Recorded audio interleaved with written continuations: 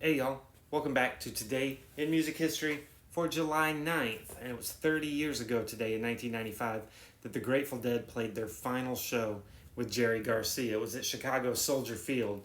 He, of course, would pass away a month later from a heart attack. And it was 37 years ago today in 1988 that Cheap Trick finally hit the number one spot on the Billboard singles charts for their song The Flame. To this day, it's still the band's only number one hit single, and the song was written by Bob Mitchell and Nick Graham. It kind of sucks that, their biggest song wasn't even written by them, but hey, if it got people in the door to notice the band, they could then go back and discover the awesome back catalog of Cheap Trick.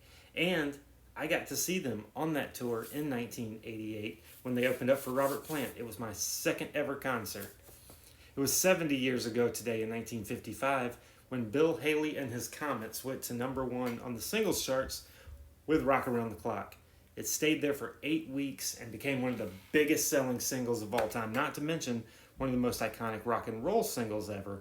It was also the first rock and roll record to hit the number one spot in both the US and in the UK. And happy birthday to Jack White, who turns 50 years old today. Frankie Bello of Anthrax is 60. Courtney Love is 61 years old.